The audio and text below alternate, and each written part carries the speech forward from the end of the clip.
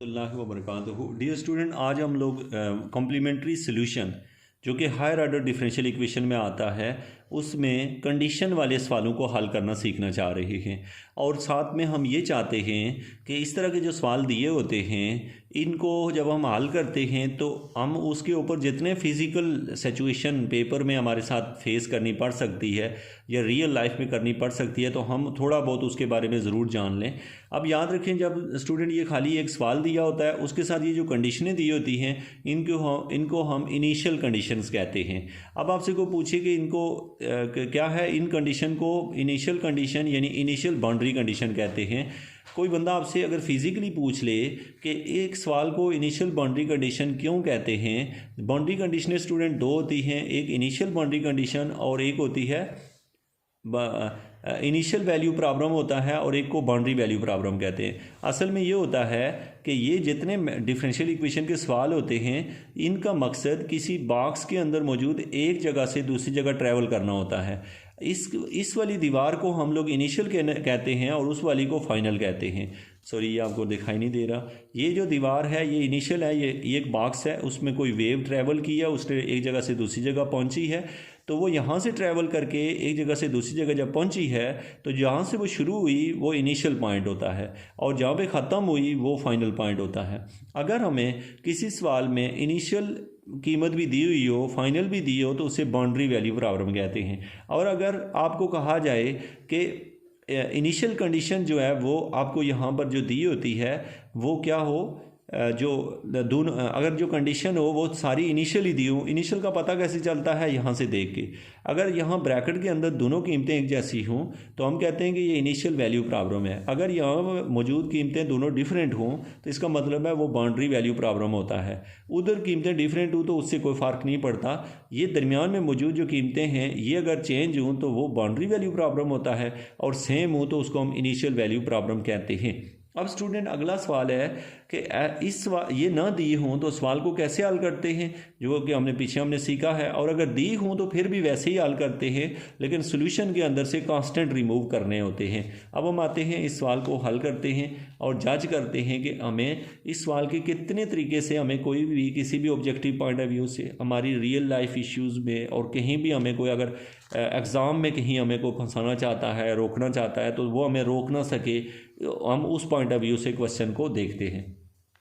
अब स्टूडेंट कोई भी सवाल दिया हो सबसे पहले आप सॉल्यूशन लिखते हैं और सवाल को देख के दोबारा लिखते हैं जो वहाँ लिखा होता है। ऐसे लिख लिया आपने, फिर आपने स्टूडेंट इसमें खाली ये वाला हिस्सा लेना है जिसको हम एक्सिलरी इक्वेशन कहते हैं और इसको हमने लिख दिया 0 के इक्वल, y को छोड़ दिया है।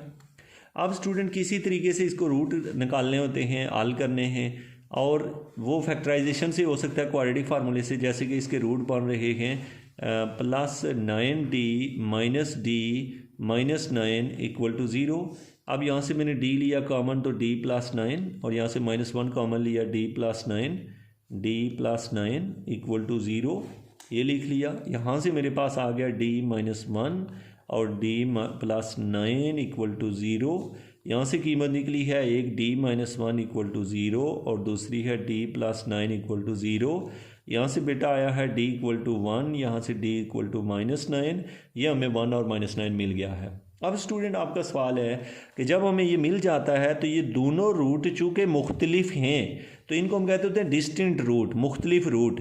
तो जब ये आ जाते हैं तो इनका सोल्यूशन ऐसे लिखा जाता है y = c1e⁻1x, ये वाला 1 जो है, ठीक है, और प्लस c2e⁻−9x, इसको हमने देख के लिखा।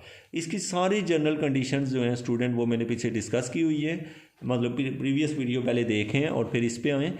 अब देखें स्टूडेंट, अब अगर ये मेरे पास आ गया है सवाल तो यहाँ तक अगर ये कंडीशनें ना दी होती साथ में तो मेरा यही आंसर था, लेकिन अगर कंडीशनें साथ में दी हुई हों तो फिर हमने यहाँ से C1 और C2 को एलिमिनेट करना है। एलिमिनेट मतलब यहाँ से ख़त्म करना है, इनकी कहीं से कीमतें ला के यहाँ सब्स्टिट्यूट करनी है।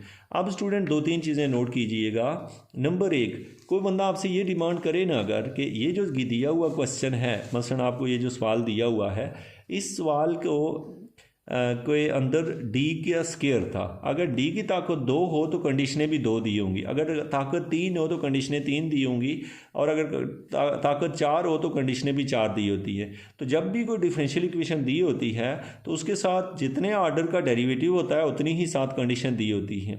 अगर हमें उतनी कंडीशनें नहीं दी हुई हों तो हम कहते हैं कि ये जो प्रॉब्लम है ये फुली जो है ना बाउंड्री वैल्यू मतलब कंडीशनें नहीं दी हुई हैं, ठीक है। और इसलिए आपको पता हो कि जितना यहाँ पर डेरिवेटिव दिए होते हैं उतनी कंडीशनें साथ होती हैं। अब स्टूडेंट देखें तो यहाँ पे हमें एक कीमत दी हुई है y@1 = 1। इसका मतलब ये है कि हमने जो आंसर निकलेगा उसमें x की जगह 1 रख देना है और y की जगह भी 1 रखना है, और फिर बाद में उसका डेरिवेटिव लेना है और फिर x की जगह 1 और y की जगह 0 रखना है। तो इसका मतलब है पहले मैं ये वाली कंडीशन यूज़ करने लगा हूँ, y@1 = 1। इसका मतलब है x की कीमत रखनी है 1 और y की भी 1। तो ये इस सवाल के अंदर इसको इक्वेशन नंबर आप 1 कह दें। अब यहाँ पे यूज़ करने लगा हूँ मैं यूज़ कंडीशन। क्या करने लगा हूँ? Use condition. कौन सी वाली? y@1 = 1, ये वाली कंडीशन में यूज़ करने लगा हूँ यहाँ पर। ओके, जब मैंने इसको स्टूडेंट यूज़ किया है इस कंडीशन को यहाँ पे, तो जहाँ पे x है वहाँ पे ये वाला 1 रखना है, जहाँ पे y है वहाँ पे ये वाला 1। इसकी जगह आ जाएगा बच्चों 1, यहाँ आ जाएगा c1 e⁻, x की जगह जब 1 रखूँगा तो 1 ही आ जाएगा, प्लस c2 e⁻⁻9, ये कीमतें रख ली। इस तरह करके ये इक्वेशन नंबर 1 बन गई, सॉरी ये इक्वेशन नंबर 2 बन गई। अब मैंने दूसरी कंडीशन लानी है। दूसरी कंडीशन दी हुई है y डेरिवेटिव@1 = 0, ये कंडीशन दी हुई है। ये डेरिवेटिव तभी अप्लाई की जा सकती है जब मैं डेरिवेटिव ले लूँ। अब देखिए मैं सवाल का डेरिवेटिव लेता हूँ, किसका? ये जो इक्वेशन नंबर 1 है मैंने पहले इसका डेरिवेटिव लेना है, ठीक है। तो इसलिए मैं लिखने लगा हूँ differentiate both side of equation 1 किसके रिस्पेक्ट से? With respect to x। जब मैं इसका बेटा डेरिवेटिव लूँगा तो ये ऐसे बन जाएगा, y के ऊपर डेरिवेटिव आ जाएगा, इस y के ऊपर डेरिवेटिव इक्वल टू, यहाँ पे c1 तो कांस्टेंट है, इसका डेरिवेटिव e⁻x का e⁻x ही होता है, और इसका जब डेरिवेटिव लूँगा तो -9 c2 e⁻⁻9x। आपको पता होगा कि e⁻9x का वही आएगा और -9 साथ में आ जाएगा डेरिवेटिव की वजह से। अब स्टूडेंट मैंने लिया इसका डेरिवेटिव, इसलिए डेरिवेटिव लिया चूँकि मैंने डेरिवेटिव वाली कंडीशन आप पुट करनी है। अब स्टूडेंट मैं यहाँ पे क्या करूँगा, y प्राइम में जहाँ x है वहाँ पे 1 रखूँगा और y की जगह 0। अब देखें y प्राइम की जगह 0 रखा, c1 और e की पावर कितना रखा यहाँ पर? e⁻1 -9 c2 e⁻⁻9। ये मैंने क्या कर दिया, इसकी कीमतें पुट कर दी हैं। क्या? जहाँ y था वहाँ x है वहाँ 1 रख दिया, और जहाँ y है वहाँ 0 रखा। सवाल ये बना। इस तरह करके ये इक्वेशन नंबर 3 बनी। अब इक्वेशन नंबर 2 और 3 को मैंने किसी तरीके से हल करना है। हल करके यहाँ से c1 c2 निकालने हैं। जब वो निकलेंगे तो उनको मैं इक्वेशन नंबर 1 में रखूँगा तो मेरा जवाब निकल आएगा। अब देखें स्टूडेंट, मैं ऐसा क्या करूँगा, ये दोनों इक्वेशनों को अगर मैं सब्ट्रैक्ट करता हूँ तो यहाँ से c2 का आंसर निकल आएगा। सब्ट्रैक्ट मतलब मैं ऐसे लिख लेता हूँ 1 = c1e + c2 e⁻⁻9, और नीचे वाली इक्वेशन क्या है? 0 = c1e -9 c2 e⁻�9। मैंने इन दोनों इक्वेशनों को सब्ट्रैक्ट करने लगा हूँ। यहाँ माइनस आ जाएगा, यहाँ प्लस, यहाँ माइनस, तो ये 1 - 0 1 = ये दोनों आप उसमें काट जाएंगे। ये दोनों स्टूडेंट क्या हो जाएंगे? काट जाएंगे। अब स्टूडेंट हमारे पास क्या हुआ कि यहाँ वाला तो कट गया, ये वाला आ जाएगा, प्लस और प्लस तो ये बन जाएगा 10 c2 e⁻⁻9। ठीक है, ये आपस में ऐड हो गए, 10 हो गए। अब यहाँ से मुझे कीमत चाहिए किसकी? c2 की। तो c2 की कीमत निकलेगी c2, सॉरी यहाँ शायद आपको नज़र ना आया हो, मैंने ऐड किए हैं। c2 की कीमत निकली है 1/10 e⁻⁻9। ये ऊपर चला जाएगा तो c2 का आंसर निकला e⁻+9/10। ये मुझे c2 का आंसर मिल गया है। अब स्टूडेंट c2 का आंसर मैं किसी भी इक्वेशन में पुट कर सकता हूँ, इक्वेशन 1 में या 2 में, तो किसी एक में पुट करूँगा। लेट सपोज मैं इसको 0 वाली कौन सी है, ये वाली, इसमें पुट कर देता हूँ। यहाँ पे अगर c2 का आंसर पुट करूँ तो मेरे पास निकलेगा इक्वेशन नंबर 3 में। तो यहाँ से मुझे क्या मिल गया? 0 = c1 e⁻9। c2 की कीमत ये मिल गई है e⁻9 डिवाइडेड बाई 10, ये इसकी रख दिया और e की पावर -9। अब आपको पता है कि यहाँ पे 0 इक्वल टू C1e, और ये जो दिखाया कीमत ये -9 है, ये +9 है, ये दोनों कट के e की पावर 0 हो जाएगा, e की पावर 0 1 होता है, ठीक है। तो यह बच गया -9/10। यहाँ से मैं इसको हल करूँ तो ये निकलेगा, इसको C1e इक्वल टू 9/10, तो यहाँ से C1 equal to 9/10 into e, ये मुझे C1 का आंसर भी मिल गया है। अब स्टूडेंट C1 और C2 जब मिल गए हैं तो इनको जाके अब हमने इक्वेशन नंबर 1 की जगह रख देना है। यहाँ पे जब आप रखते हैं तो इक्वेशन क्या नज़र आएगी आपको, देख लें आपकी इक्वेशन नंबर 1 क्या है। इक्वेशन नंबर 1 में आपने यहाँ पे दिया हुआ है y equal to C1 e की power x plus C2 e की पावर -9x। अब इनके आंसर पुट करते हैं। C1 का आंसर आप निकाल चुके हैं और C2 का भी।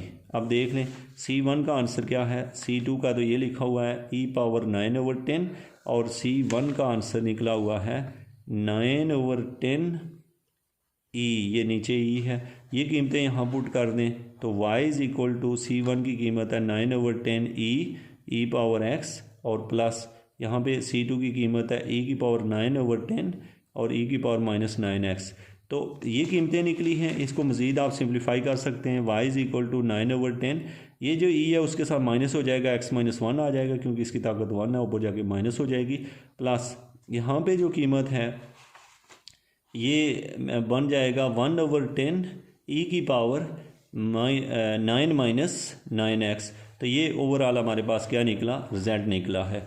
अब स्टूडेंट आपका सवाल ये है कि जब हमें इस तरह का जब सवाल दिया होता है उसके साथ जब कंडीशनें दी होती हैं तो जब उसका आंसर निकलता है 1 में जैसे, तो वो ख़त्म नहीं होता, उसमें से C1 C2 निकालते हैं, और जब वो निकालते हैं हम लोग तो जो कंडीशनें दी होती हैं उनके मुताबिक निकालते हैं। जो डेरिवेटिव के बगैर होती है उसको डायरेक्ट पुट कर देते हैं, और जो डेरिवेटिव के साथ होती है उसको हम डेरिवेटिव लेके फिर हल करते हैं। एक बात और याद रखिएगा, जब हम ये सोल्यूशन लिखते होते हैं तो ब्रैकेट में y is a function of x होता है, इसलिए वो हमने लिखा हुआ नहीं होता y is a function of x।